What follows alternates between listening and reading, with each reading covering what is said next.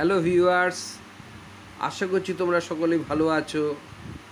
আজকে তোমাদের ক্লাসে যেটা আলোচনা করব, ওয়েস্ট বেঙ্গল বোর্ডের ক্লাস 9-এর tales of Bhola grandpa, Manoj দাসের লেখা। এখানে ছোট্ট করে এই গল্পটা একটু হিন্টস দিয়েছে, যেটা আমরা একটু আগেই আলোচনা করে নেব। This text is an edited version. এই অনুচ্ছেদটা সংকলিত হয়েছে দাসের শর্ট স্টোরি। দাসের বলতে দেখো মনোজ দাসের কথা বলছে, অর্থাৎ রাইটারের কথা বলছে। ছোট গল্প থেকে সংকলিত হয়েছে। হুইচ ন্যারেট, যেটা ব্যাখ্যা করে ভোলা গ্র্যান্ডপাস, ভোলা দাদুর হিলারিয়াস অ্যাডভেঞ্চারাস। হিলারিয়াস মানে এটা কি? দম ফাটা হাসি। দম ফাটা হাসির যে রোমাঞ্চকর অভিজ্ঞতা, সিন মানে দেখেছে, through the eyes of a young man, একটা কম বয়সী ছেলের যে দৃষ্টি দিয়ে যেটা দেখা হয়েছে, হ্যাঁ, হু হ্যাড নোন হিম, যারা তাকে চেনে, অর্থাৎ ভোলা দাদুকে দেখেছে, যে দেখেছে, অর্থাৎ যে রাইটার তার ছোটোবেলায় তাকে দেখেছে ক্লোজলি, মানে খুব কাছাকাছি থেকে দেখেছে। The simplicity and forgetfulness of Bhola grandpa, Bhola দাদুর যে সহজ সরল ভাব আর ভুলে যাওয়াটা, প্রোভাইডস মানে দেয়, অ্যান এলিমেন্ট একটা উপাদান দেয়, কিসের?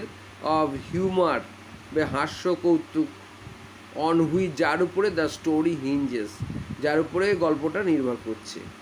এক কথায় ভোলা দাদুর হচ্ছে খুব সাদাসিধে আর হচ্ছে ভুলে যায়, এটাই হাসির উদ্বেগ হয়ে দাঁড়িয়েছে পরবর্তী সময়। যাই হোক, হ্যালো স্টুডেন্টস, আজকে আমি তোমাদের ক্লাসে গল্পটা আলোচনা করছি। আর গল্পটা শুনে কেমন লাগলো অবশ্যই তোমরা কমেন্টে জানাবে। যদি কোনো কিছু বুঝতে না পারো আমাকে অবশ্যই কমেন্ট করবে, ভালো লাগলে লাইক করবে, ঠিক আছে? তা গল্পটা আমি এবার শুরু করছি। ভোলা গ্র্যান্ডপা অ্যান্ড হিজ ওয়াইফ, ভোলা দাদু এবং তার স্ত্রী lived at the western end of our village. আমাদের গ্রামে, আমাদের বলতে বুঝতেই পারছো অথর বা রাইটারের গ্রামের কথা বলছে।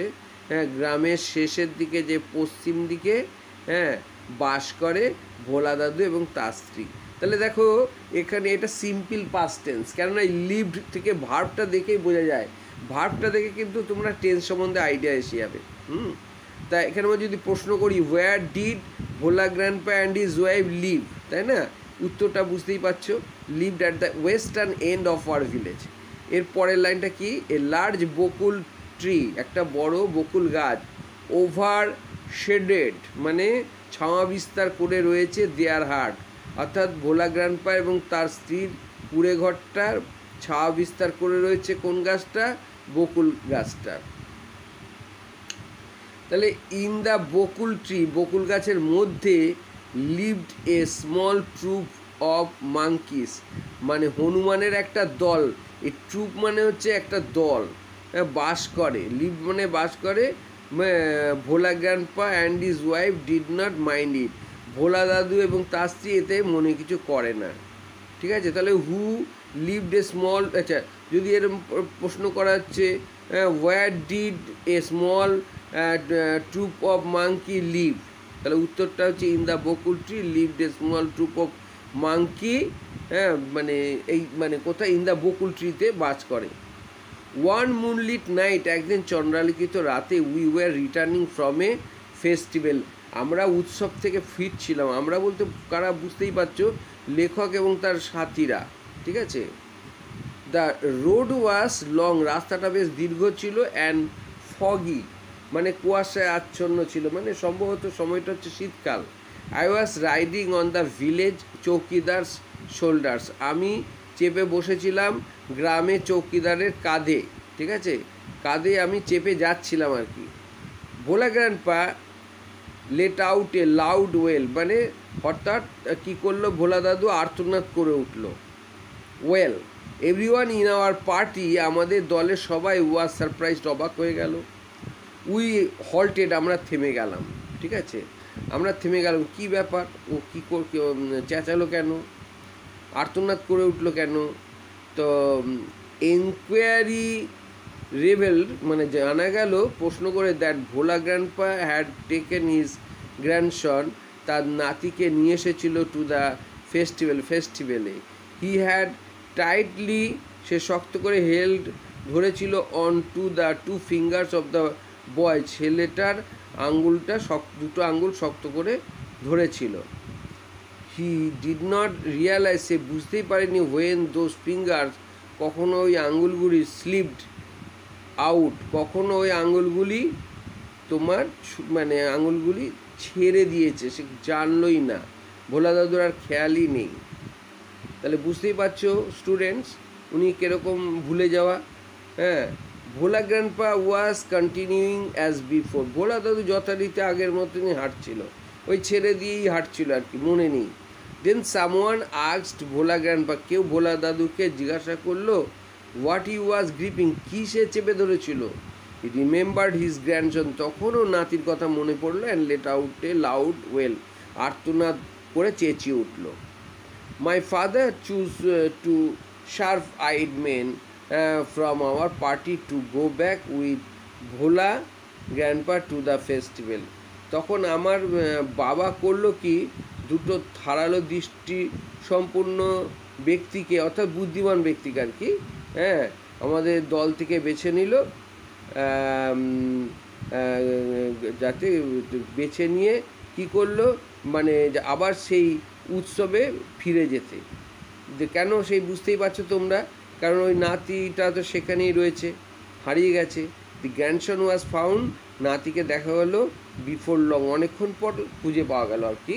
তাহলে কোথায় পাওয়া গেল, he had taken A cosy, মানে কজি মানে আরামদায়ক নিরাপদ জায়গায় তাকে দেখা গেল, শেল্টার মানে আশ্রয় নিয়েছিল, আন্ডারে কাউজ বেলি, মানে পেটে মানে তোমার হচ্ছে গরুর পেটের নিচে, হ্যাঁ, সে সুন্দরভাবে বিশ্রাম নিচ্ছিল, ওটাই ছিল নিরাপদ জায়গা।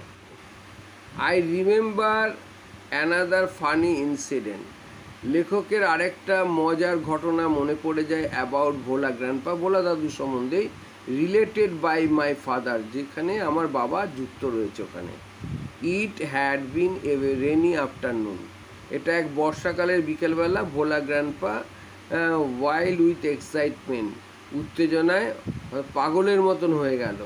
টোল্ড মাই ফাদার, আমার বাবাকে বললো, অ্যান্ড হিজ ফ্রেন্ডস, এবং তার বন্ধুদের বললো, that he had seen a gang of pirates, সে জলদস্যুদের একটা দল দেখলো। They were bearing a large box, তারা একটা বিশাল বড় বাক্স কি করছে, মানে মাটির তলায় পুঁতে দিচ্ছে। Under one of the sand dunes on the seashore by our village, আমাদের গ্রামে যে সমুদ্র সৈকতের যে বালিয়াড়ি আছে, সেই বালিয়াড়ির ভেতরে মাটি খুঁড়ে ঢুকিয়ে দিচ্ছে একটা বড় বাক্স। তাহলে হু আর বারিং এ লার্জ বক্স, তোমরা নিশ্চয়ই বুঝতে পারছো, এ গ্যাং অফ পাইরেটস অ্যান্সারটা হবে। At once father and his friend, তখনই বাবা এবং তার বন্ধুরা স্টার্টেড লুকিং ফর, এই লুকিং ফরটা গ্রুপ ভার্ব, মানে খুঁজছিল, সার্চিং, হ্যাঁ, ওকে। এটা ফ্রেজাল ভাব বা গ্রুপ ভাব তোমাদের দেয় মাধ্যমিকে 9, 8 এগুলো দেয়। খুঁজছিল দ্য হিডেন ট্রেজার, লোকানো সম্পদটা খুঁজলো। ইভিনিং পাস, সন্ধে হয়ে গেল, টু নাইট, রাত হয়ে গেল, সন্ধ্যে থেকে রাত হয়ে গেল। মুনলাইট কেম, চাঁদের এলো ইন থ্রু দ্য ক্লাউডস, মেঘের ভেতর থেকে চাঁদের আলো চলে এলো। এ প্যাক অফ জ্যাকেলস, একদল খ্যাকশিয়াল, প্যাক মানে হচ্ছে গ্যাং বা গ্রুপ, ঠিক আছে, এটা হচ্ছে তোমার collective noun pack. A pack of jackals were howling, মানে চেঁচাচ্ছিল, একদল শিয়াল চেঁচাচ্ছিল। ইট ওয়াজ পাস্ট মিডনাইট, মধ্যরাত্র অতিক্রান্ত হয়েছে। At this point of time, সেই সময় ভোলা গ্র্যান্ডপা কনফেসড, মানে স্বীকার করেছিল, that there was no real treasure, ওখানে আসল সম্পদ ছিল না। ইট ওয়াজ অল এ ড্রিম, এটা একটা স্বপ্ন ছিল। Which he had during his mid day nap, এটা দুপুরের একটা সুন্দর স্বপ্ন ছিল। স্বপ্নটাই আর কি ওরা সত্যি ভেবে মাটি খুঁড়ে সম্পদটা বার করার চেষ্টা করেছিল। যাই হোক, নেক্সট আমরা গল্পে যাচ্ছি। Once Bhola grandpa had a great adventure in the Sundarbans. সুন্দরবনে ভোলা দাদুর একটা বেশ ভালো রোমাঞ্চকর অভিজ্ঞতা হয়েছিল। কী হয়েছিল? রোমাঞ্চক অভিজ্ঞতা আছে। সেটা কি? ইন দোজ ডেজ, অতীতে, রয়্যাল বেঙ্গল টাইগার্স, মানে রয়্যাল বেঙ্গল টাইগার তোমরা বুঝতেই পারছো যে সুন্দরবনের বাঘ, ফ্রিলি রোমড, মানে একদম মুক্তভাবে ঘুরে বেড়াতো দ্য ডেন্স জঙ্গলস, মানে ঘন জঙ্গলে অফ দ্য সুন্দরবন, সুন্দরবনে ঘন জঙ্গলে ঘুরে বেড়াতো। পিপল টু কেয়ার, লোকেরা যত্ন করে, মানে খুব সতর্ক করে টু মুভ, ঘোরাফেরা করতো, অ্যাবাউট অল ইন গ্রুপ, দলে দলেই চলাফেরা করতো, কেউ এককভাবে যেত না। কারণটা তোমরা বুঝতেই পারছো, মানে রয়্যাল বেঙ্গল টাইগারের জন্য, পার্টিকুলারলি আফটার সানরান, বিশেষ করে সূর্যাস্তের পর। তাহলে এখান থেকে একটা প্রশ্ন আসতেই পারে, why did people take care to move about only in groups particularly after sundown? তাহলে বুঝতেই পারছো, due to royal Bengal tiger. One evening, একদিন সন্ধেবেলা, ভোলা গ্র্যান্ডপা ওয়াজ রিটার্নিং, ভোলা দাদু ফিরছিল ফ্রম দ্য উইকলি মার্কেট, মানে সাপ্তাহিক বাজার সেরে বা হাট সেরে। সাডেনলি অ্যাট এ ডিস্টেন্স, হঠাৎ অদূরেই, অফ অ্যাবাউট 5 ইয়ার্স, 5 গজ দূরে, বিহাইন্ড হিম, তার কাছ থেকে 5 গজ দূরে, he heard the growl of a royal Bengal tiger, সে শুনতে পেল রয়্যাল বেঙ্গল টাইগারের গর্জন। ভোলা গ্র্যান্ডপা টার্নড, ঘুরলো, অ্যান্ড ফাউন্ড, দেখলো the bright gaze of the tiger, মানে বাঘের উজ্জ্বল দৃষ্টি, অন হিজ ফেস, তার মুখের উপরে, অর্থাৎ বাঘটা একদৃষ্টে তাকিয়েছিল, এটাই হচ্ছে ব্যাপার। Bhola grandpa instantly climbed up a nearby banyan tree, তাহলে ভোলা দাদু কী করলো? তখনই একটা বট গাছে উঠে গেল।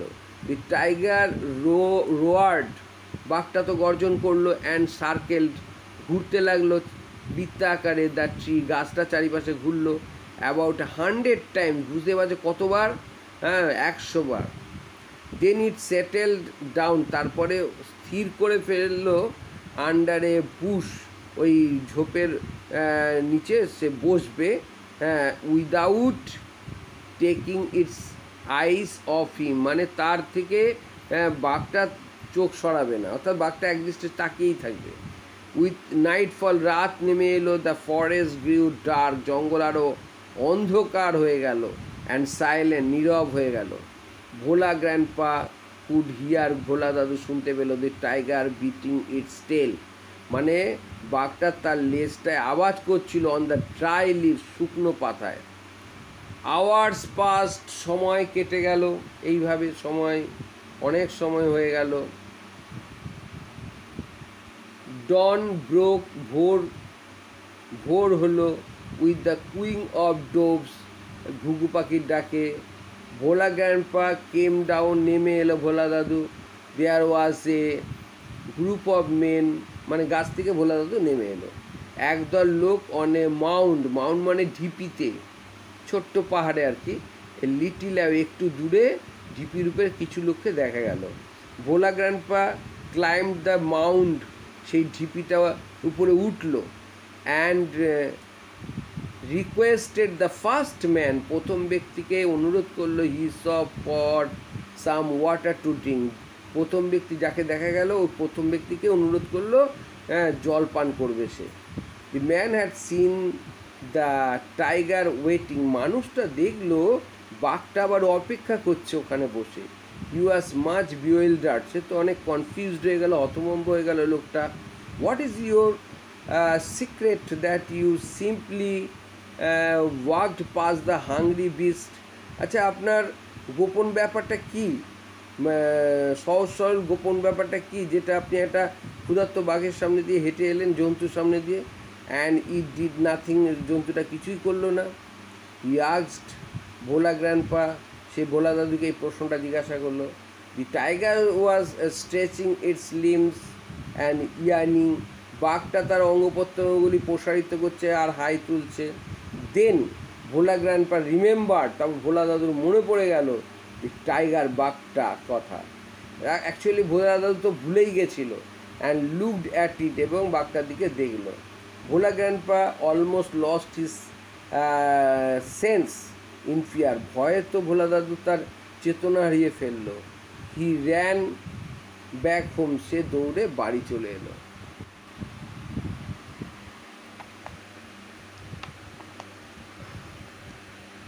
Half a century later, half a century মানে অর্ধ শতাব্দী পর, অর্থাৎ 50 বছর পর, হ্যাঁ, ভোলা গ্র্যান্ডপা লেফট আস, ভোলা দাদু আমাদের ছেড়ে চলে গেল, ফর এবার চিরকালের মতন। ওয়ান মর্নিং, একদিন সকালবেলা, অ্যাট দ্য এজ অফ 95, 95 বছর বয়সে আমাদের ছেড়ে চলে গেল। তাহলে when did Bhola grandpa leave us forever, তাই না?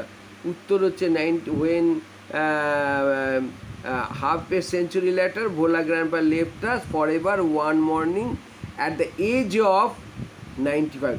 এটা তোমরা যদি বলে অ্যাট দ্য এজ অফ 95 সেটা বললেও চলবে। হিজ 80 ইয়ার ওল্ড ওয়াইফ, তার 80 বছরের স্ত্রী, লেমেন্টেড মানে বিলাপ করলো বা দুঃখ করলো, মাছ অনেক দুঃখ প্রকাশ করলো। সি সেড উইথ এ সাই, দীর্ঘশ্বাস ফেলে তিনি বললেন, তার স্ত্রী বললেন, দ্য ওল্ড ম্যান, এই বৃদ্ধ লোকটা মাস্ট হ্যাভ ফরগটেন, অবশ্যই ভুলে গেছে টু ব্রিথ, অর্থাৎ সেই মানে নিঃশ্বাস প্রশ্বাস নিতেই ভুলে গেছে। তা হ্যালো স্টুডেন্টস, তোমাদের যদি আমার পড়াটা ভালো লাগে, অবশ্যই তোমরা শেয়ার করবে, লাইক করবে, আর যদি কিছু বলার থেকে কমেন্টে জানাবে।